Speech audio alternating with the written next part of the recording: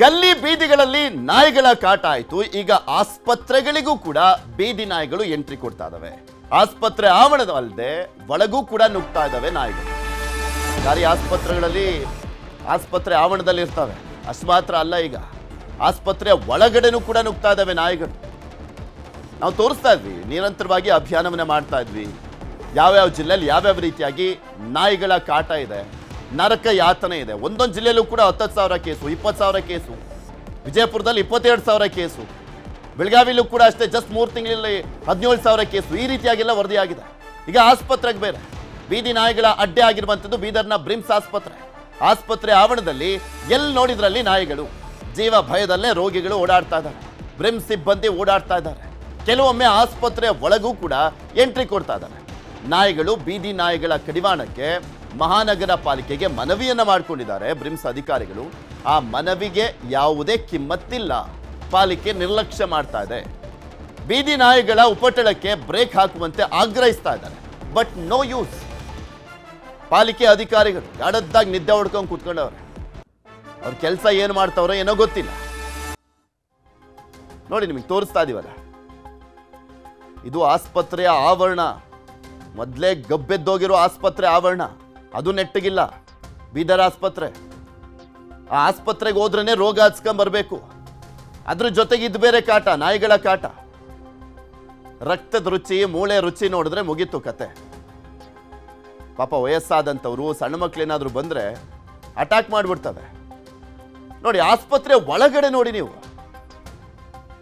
ಆಸ್ಪತ್ರೆ ಒಳಗಿನ ದೃಶ್ಯ ಇದು ನಿಮ್ಗೆ ತೋರಿಸ್ತಾ ಇರೋದು. ಬ್ರಿಮ್ಸ್ ಆಸ್ಪತ್ರೆ ಇದು, ಜಿಲ್ಲಾ ಆಸ್ಪತ್ರೆ. ಬ್ರಿಮ್ಸ್ ಆಸ್ಪತ್ರೆಯಲ್ಲಿ ಆ ಆಸ್ಪತ್ರೆಯ ಒಳಗಡೆ ರಾಜಾರೋಷವಾಗಿದ್ದಾವೆ. ರಾಜರ ರೀತಿ ಓಡಾಡ್ತಾ ಇದ್ದಾವೆ. ಅವಕ್ಕೊಂಥರ ರಾಜ ಬೀದಿ. ಅದು ಆಸ್ಪತ್ರೆ ಆವರಣ ಅಂದ್ರೆ ರಾಜ ಬೀದಿ. ಹೊರಗಡೆ ಕಳಿಸಿದ್ರೆ ಭಯ ಅಲ್ಲಿನ ಸಿಬ್ಬಂದಿಗೆ, ಎಲ್ಲ ಅಟ್ಯಾಕ್ ಮಾಡಿಬಿಡ್ತವೆ ಅಂತ ಕಂಪ್ಲೇಂಟ್ ಮಾಡಿದ್ದಾರೆ ಪಾಲಿಕೆಗೆ. ಪಾಲಿಕೆ ಅಧಿಕಾರಿಗಳು ತಲೆ ಕೆಡಿಸ್ಕೊಳ್ತಾ ಇಲ್ಲ. ಬಿಕಾಸ್ ಅವ್ರ ಮಕ್ಳುಗಳು, ಅವ್ರ ಮನೆಯವರು, ಆ ಕುಟುಂಬಸ್ಥವ್ರು ಎಲ್ಲರೂ ಕೂಡ ಪ್ರೈವೇಟ್ ಆಸ್ಪತ್ರೆಗೆ ಹೋಗೋದಲ್ವಾ. ಸರ್ಕಾರಿ ಆಸ್ಪತ್ರೆಯಲ್ಲಿ ಯಾವನಿಗೆ ಕಚ್ಚಿದ್ರೆ ಏನು, ಕಚ್ಚಿಸ್ಕೊಳ್ತಾರಾ? ಅಲ್ಲೇ ಇಂಜೆಕ್ಷನ್ ಕೊಡಿಸ್ಕೊಳ್ಳಿ ಅಂತ. ಅಂಥದ್ದೇನು ಪ್ರಾಬ್ಲಮ್ ಇಲ್ಲ. ಕಚ್ಚಿದ್ರೆ ಅಲ್ಲೇ ಇಂಜೆಕ್ಷನ್ ಕೊಡಿಸ್ಕೊಳ್ತಾರೆ, ರೇಬಿಸ್ ಇಂಜೆಕ್ಷನ್ ಅಲ್ಲೇ ತಗೊಳ್ಳಿ. ಬೇಕೇ ರೇಬಿಸ್ ಇಂಜೆಕ್ಷನ್ ಜಾಸ್ತಿ ತರ್ಸೋಣ, ನಾಯಿಗಳು ಅಲ್ಲೇ ಇರಲಿ ಅಂತ ಮನಸ್ಥಿತಿ ಅಂತ ಕಾಣಿಸುತ್ತೆ. ಬೀದರ್ ನಗರದಂತ ಬೀದಿ ನಾಯಿಗಳ ಹಾವಳಿ ಅತಿ ಹೆಚ್ಚದ. ಅದಕ್ಕೆ ಹಾದಿ ಬೀದಿ ಕೂಡ ಏನದಂದ್ರೆ ಬೀದಿ ನಾಯಿಗಳು ಮಕ್ಕಳ ಮೇಲೆ, ಮಹಿಳೆಯರ ಮೇಲೆ, ಮತ್ತೆ ದ್ವಿಚಕ್ರ ವಾಹನಗಳ ಹಾಗೂ ಕಾರ್ಗಳಿಗೆ ಕೂಡ ಏನದ ಬೀದಿ ನಾಯಿಗಳು ಏನದ ಅಟ್ಯಾಕ್ ಮಾಡ್ತಾ ಇದ್ದಾವೆ. ಬೀದಿ ನಾಯಿಗಳು ಕಸಿದ್ರ ಆಸ್ಪತ್ರೆಗೆ ಹೋಗ್ತಾರ. ಆದ್ರೆ ಆಸ್ಪತ್ರೆಯಲ್ಲೇ ಕೂಡ ಏನದ ಬೀದಿ ನಾಯಿಗಳ ಸಂತತಿ ಏನದ ಸುಮಾರಿದೆ. ಏನದ ಪ್ರತಿಯೊಂದು ವಾರ್ಡಲ್ಲಿ ಏನದ ಬೀದಿ ನಾಯಿಗಳು ಅಡ್ಡಾಡ್ತಾವ. ಮನುಷ್ಯರು ಅಡ್ಡಾಡದ ಹಾಗೆ ಬೀದಿ ನಾಯಿಗಳು ಕೂಡ ಅಡ್ಡಾಡ್ತಾ ಇದ್ದಾವೆ. ನಾವು ಪ್ರತಿಯೊಂದು ಗಲ್ಲಿ ಒಳಗೆ ಏನದ ಬೀದಿ ನಾಯಿಗಳು ನೋಡ್ತೀವಿ. ಆದ್ರೆ ಬ್ರಿಮ್ಸ್ ದಾಗೆ ಬೀದಿ ನಾಯಿಗಳು ನೋಡ್ತಕ್ಕಂಥ ಸಿಚುವೇಶನ್ ಏನದ ಈಗ ಕ್ರಿಯೇಟ್ ಆಗಿದೆ. ಯಾಕಂದ್ರೆ ಅಲ್ಲಿ ರೋಗಿಗಳು ಇರ್ತಾರೆ, ಹಾಗೆ ಬಾಣಂತಿಯರು ಹಾಗೂ ಹಸುಗೂಸುಗಳು ಕೂಡ ಇರ್ತಾವ. ಅಂತ ಹಸುಗೂಸುಗಳು ಹಾಗೂ ಬಾಣಂತಿಯರು ವಾರ್ಡ್ ಸುತ್ತಮುತ್ತಲೂ ಕೂಡ ಏನದ ಅಂದ್ರೆ ಬೀದಿ ನಾಯಿಗಳು ಅಡ್ಡಾಡ್ತಾವ. ಆದ್ರೆ ಅದಕ್ಕೆ ಏನದಂದ್ರೆ ಕೆಲವೊಂದು ಗೇಟ್ಗಳು ಕೂಡ ಅಳವಡಿಸಿದ್ರು ಕೂಡ ಆ ಗೇಟಿನ ವರೆಗೆ ಏನದ ನಾಯಿಗಳು ಹೋಗ್ತಕ್ಕಂಥ ಸಿಚುವೇಶನ್ ಅದ. ಅದಕ್ಕೆ ಬೀದಿ ನಾಯಿಗಳಿಗೆ ಏನದ ಕಡಿವಾಣ ಹಾಕ್ಬೇಕು. ಹಾಗೆ ಆದಷ್ಟು ಬೇಗ ಬ್ರಿಮ್ಸ್ ಅಲ್ಲಿ ಏನು ಅಡ್ಡಾಡ್ತಾ ಇದ್ದಾವ ನಾಯಿಗಳು, ಅವಕ್ಕೇನಾದ ಕಡಿವಾಣ ಹಾಕ್ಬೇಕಂತ ಹೇಳಿ ಮನೆಯಲ್ಲಿ ಮನವಿ ಮಾಡ್ತೀನಿ. ಬ್ರಿಮ್ಸ್ನಲ್ಲಿ ನಾಯಿ ಕಡಿತಕ್ಕೊಳಗಾದಂಥವರಿಗೆ ಚಿಕಿತ್ಸೆಯನ್ನ ಕೊಡಿಸಲಾಗ್ತಾ ಇದೆ. ಜನವರಿಯಿಂದ ಇಲ್ಲಿಯವರೆಗೂ 1764 ಮಂದಿಗೆ ಚಿಕಿತ್ಸೆಯನ್ನ ಕೊಡಿಸಲಾಗಿದೆ. ನಾಯಿ ಕಡಿತಕ್ಕೆ ಚಿಕಿತ್ಸೆ ನೀಡಲಿಕ್ಕೆ ಬ್ರಿಮ್ಸ್ನಲ್ಲಿ ಸಿದ್ಧತೆ. ಅವ್ರಿಗಿರೋ ಆಪ್ಷನ್ಸ್ ಅದೊಂದೇ ಅಲ್ವಾ. ಸೊ ನಾಯಿ ಕಡಿದ್ರೆ ಅಲ್ಲಿ ಚಿಕಿತ್ಸೆ ಕೊಡಿಸೋದು ಅಂತ. ರೇಬಿಸ್ 4 ಹಿಮೋಗ್ಲೋಬಿನ್ ಚುಚ್ಚುಮದ್ದುಗಳು ಸ್ಟಾಕ್ ಇಟ್ಟಿದ್ದಾರೆ. ಯಾಕೆಂದ್ರೆ ಪಾಲಿಕೆ ಅಧಿಕಾರಿಗಳಂತೂ ಕ್ರಮ ಕೈಗೊಳ್ಳಲ್ಲ. ಅದಕ್ಕೆ ಏನು ಅಟ್ಲೀಸ್ಟ್ ನಾವೇನು ಮಾಡ್ಬೋದು ಅಂತ ಅವರು ಸ್ಟಾಕ್ಗಳನ್ನು ಇಡ್ತಾ ಇದ್ದಾರೆ, ಇಂಜೆಕ್ಷನ್ಗಳನ್ನು. ಬ್ರಿಮ್ಸ್ ಸೂಪರಿಂಟೆಂಡೆಂಟ್ ಶಿವಕುಮಾರ್ ಬಾಳಿ ಮಾಹಿತಿಯನ್ನು ಕೊಟ್ಟರು. ನಾಯಿಗಳಿಗೆ ಆಂಟಿ ರೇಬಿಸ್ ಲಸಿಕೆ ಪಶು ಇಲಾಖೆ ತಯಾರಿ ಮಾಡಿಕೊಂಡಿದೆ. ಎಲ್ಲ ಬೀದಿ ನಾಯಿಗಳಿಗೂ ಕೂಡ ಆಂಟಿ ರೇಬಿಸ್ ಲಸಿಕೆಯನ್ನು ಕೊಡಲಾಗುತ್ತೆ. ನಾಯಿಗಳಿಗೆ ಸಂತಾನಹರಣ ಚಿಕಿತ್ಸೆಗೂ ಕೂಡ ಕ್ರಮ ಕೈಗೊಳ್ತೀವಿ. ಪಶು ಇಲಾಖೆ ಉಪನಿರ್ದೇಶಕ ಡಾಕ್ಟರ್ ನರಸಪ್ಪ ಮಾಹಿತಿಯನ್ನು ಕೊಟ್ಟರು.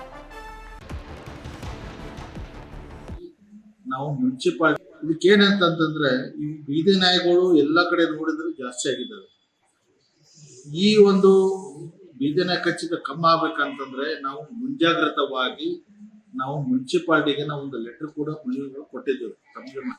ಇದು ಕಮ್ಮಿ ಆಗುದಿಲ್ಲ. ಯಾಕಂತಂದ್ರೆ ಅವು ಸಂತಾನ ಚಿಕಿತ್ಸೆ ಮಾಡಿದ್ರೆ ಮಾತ್ರ ಇದು ನಾಯಿಗಳದು ಒಂದು ಸಂಖ್ಯೆ ಕಡಿಮೆ ಆಗಬಹುದು. ಇದು ಯಾವ ತರ ಅದು ಮುನ್ಸಿಪಾಲಿಟಿ ಕ್ರಮ ತಗೋತಾರ ಇದು ಆಗುದಿಲ್ಲ. ಯಾಕಂದ್ರೆ ಎಲ್ಲಾ ಖರ್ಚಿನ ಮೇಲೆ ನಮ್ಮಲ್ಲಿ ಬರ್ತಾರ. ಈಗ ನಮ್ಮಲ್ಲಿ ಬಂದ್ರೆ ಯಾವ ಪೇಷಂಟ್ ನಾವು ಬಿಡಕ್ ಬರೋದಿಲ್ಲ. ಎಲ್ಲಾ ಪೇಷಂಟ್ ನಾವು ಕೊಡ್ತೇವೆ.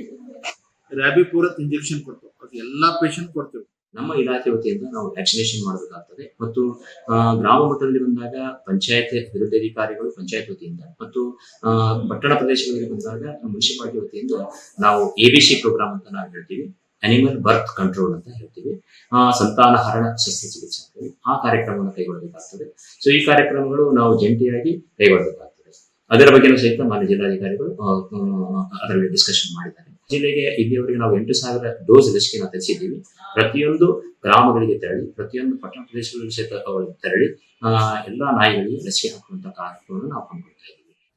ಇದ್ರ ಬಗ್ಗೆ ಇನ್ನಷ್ಟು ಮಾಹಿತಿಯನ್ನ ಕೊಡ್ತಾ ಹೋಗ್ತಾರೆ ನಮ್ಮ ಬೀದರ್ನ ಪ್ರತಿನಿಧಿ ದುರ್ಗಪ್ಪ ನಮ್ಮ ಜೊತೆ ನೇರ ಸಂಪರ್ಕದಲ್ಲಿ ಜಾಯ್ನ್ ಆಗಿದ್ದಾರೆ. ದುರ್ಗಪ್ಪ, ನೋಡ್ತಾ ಇದ್ವಿ ಬೀದಿ ನಾಯಿಗಳ ಕಾಟ ಬೀದಿಲಿದ್ರೆ ಒಂದ್ ಲೆಕ್ಕ, ಆದ್ರೆ ಆಸ್ಪತ್ರೆ ಒಳಗಡೆ ಬಂದಿದಾವಲ್ಲ ಪಾಪ, ಅಲ್ಲಿನ ರೋಗಿಗಳಿಗೆ ಯಾವ ರೀತಿಯಾಗಿ ಭಯ ಆಗ್ತಾ ಇದೆ, ಅಲ್ಲಿ ಯಾವ ಸಿಬ್ಬಂದಿನೂ ಕೂಡ ಇಲ್ವಾ? ಅಟ್ಲೀಸ್ಟ್ ನಾಯಿಗಳು ಬರುವಂತ ಸಂದರ್ಭದಲ್ಲಿ ಓಡಿಸ್ಲಿಕ್ಕೆ ಬರೀ ಪಾಲಿಕೆಗೆ ಕಂಪ್ಲೇಂಟ್ ಕೊಟ್ರೆ ಮಾತ್ರ ಅಲ್ಲ, ಅವ್ರದ್ದು ಕೂಡ ಜವಾಬ್ದಾರಿ ಇರುತ್ತಲ್ವಾ? ಪೃಥ್ವಿರಾಜ್, ನಿಜಕ್ಕೂ ಏನೋ ಇಷ್ಟು ದಿವಸ ನಾವು ನಗರ ಮತ್ತು ಗಲ್ಲಿಗಳಲ್ಲಿ ಬೀದಿ ನಾಯಿಗಳನ್ನ ನೋಡ್ತಿದ್ವಿ. ಇವತ್ತು ಬೀದರ್ನ ಬ್ರಿಮ್ಸ್ ಆಸ್ಪತ್ರೆಯಲ್ಲೇ ಬೀದಿ ನಾಯಿಗಳನ್ನ ನೋಡ್ತಕ್ಕಂಥ ಪರಿಸ್ಥಿತಿ ಬೀದರ್ ಜಿಲ್ಲೆಯ ಜನರದ್ದಾಗಿರ್ತಕ್ಕಂಥದ್ದು. ಯಾಕಂದ್ರೆ ಸಾಕಷ್ಟು ಬೀದಿ ನಾಯಿಗಳು ಇವತ್ತು ಬ್ರಿಮ್ಸ್ ಆವರಣ ಮತ್ತು ಬ್ರಿಮ್ಸ್ ಆಸ್ಪತ್ರೆಯ ಒಳಗಡೆ ನುಗ್ತಾ ಇವೆ. ನುಗ್ಗಿ ರಾಜಾರೋಷವಾಗಿ ಅಡ್ಡಾಡಿದ್ರು ಕೂಡ ಯಾರು ಕೂಡ ಬೀದಿ ನಾಯಿಗಳನ್ನ ನಿಯಂತ್ರಣ ಮಾಡ್ಲಿಕ್ಕೆ, ಅದಕ್ಕೆ ಕಡಿವಾಣ ಹಾಕ್ಲಿಕ್ಕೆ ಯಾವೊಬ್ಬ ಪಾಲಿಕೆ ಅಧಿಕಾರಿಗಳಾಗ್ಲಿ ಬ್ರಿಮ್ಸ್ ಅಧಿಕಾರಿಗಳು ಯಾರು ಕೂಡ ಮುಂದಾಗ್ತಾ ಇಲ್ಲ. ಬ್ರಿಮ್ಸ್ ಅಧಿಕಾರಿಗಳನ್ನ ಕೇಳಿದ್ರೆ ಮಹಾನಗರ ಪಾಲಿಕೆ ಅಧಿಕಾರಿಗಳೇ ನಾವು ಪತ್ರ ಬರೆದಿದ್ದೇವೆ ಅಂತ ಹೇಳ್ತಾರೆ. ಮಹಾನಗರ ಪಾಲಿಕೆಯನ್ನ ಸಂಪರ್ಕಿಸಲು ಹೋದ್ರೆ ಸಂಪರ್ಕಕ್ಕೆ ಸಿಗೋದಿಲ್ಲ. ಅಷ್ಟು ಇಲ್ಲಿ ಆಡಳಿತ ನಿಷ್ಕ್ರಿಯ ಆಗಿದೆ ಅಂತಾನೆ ಹೇಳ್ಬೋದು. ಈಗಾಗಲೇ ಬ್ರಿಮ್ಸ್ ಆಸ್ಪತ್ರೆಯಲ್ಲಿ 1,700ಕ್ಕೂ ಅಧಿಕ ಜನ ನಾಯಿ ಕಡಿತದಿಂದ ಇವತ್ತು ಚಿಕಿತ್ಸೆಯನ್ನ ಪಡೆದುಕೊಂಡಿದ್ದಾರೆ. ಮತ್ತೊಂದು ಕಡೆ ಬೀದರ್ ಜಿಲ್ಲೆಯಾದ್ಯಂತ 5,600ಕ್ಕೂ ಅಧಿಕ ನಾಯಿ ಕಡಿತ ಪ್ರಕರಣಗಳು ದಾಖಲಾಗಿರ್ತಕ್ಕಂಥದ್ದು. ಅದರಲ್ಲಿ 40% ಮಕ್ಕಳಿಗೆ ಒಂದು ಬೀದಿ ನಾಯಿಗಳು ಕಡಿತ ಆಗಿರ್ತಕ್ಕಂಥದ್ದು. ಇದು ನಿಜಕ್ಕೂ ದುರಂತ ಅಂತಾನೆ ಹೇಳ್ಬೋದು.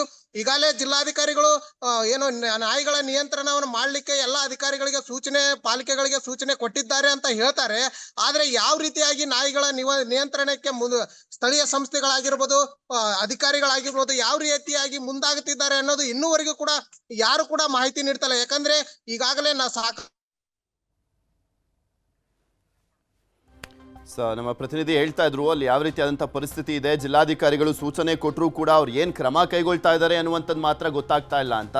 ಮೋಸ್ಟ್ ಪ್ರಾಬಬ್ಲಿ ಇದಕ್ಕೆ ಪರಿಹಾರ ಅಂದರೆ ಅಲ್ಲಿ ಬಂದಿರುವಂಥ ನಾಯಿಗಳನ್ನು, ಎಲ್ಲೆಲ್ಲಿ ಬೀದಿ ನಾಯಿಗಳ ಕಾಟ ಇರುತ್ತೆ ಆ ಏರಿಯಾದ ಜನ ಎಲ್ಲ ಹೋಗ್ಬಿಟ್ಟು ಆ ಪಾಲಿಕೆ ಅಧಿಕಾರಿಗಳು, ಅಲ್ಲಿರುವಂಥ ಸದಸ್ಯರುಗಳು, ಪಾಲಿಕೆ ಸದಸ್ಯರು, ಅಲ್ಲಿರುವಂಥ ಜನಪ್ರತಿನಿಧಿಗಳ ಮನೆಗಳಿಗೆ ತಗೊಂಡೋಗಿ ಬಿಟ್ಟು ಬರಬೇಕು ಈ ಬೀದಿ ನಾಯಿಗಳನ್ನು. ಇದನ್ನು ಸರಿ ಮಾಡಿ, ಇಲ್ಲಾಂದರೆ ಚೆನ್ನಾಗಿ ಕಚ್ಚಿಸ್ಕೊಳ್ಳಿ ಅಂತ. ಅವಾಗಲೇ ಇದಕ್ಕೆ ಪರಿಹಾರ ಅಂತ ಕಾಣಿಸುತ್ತೆ.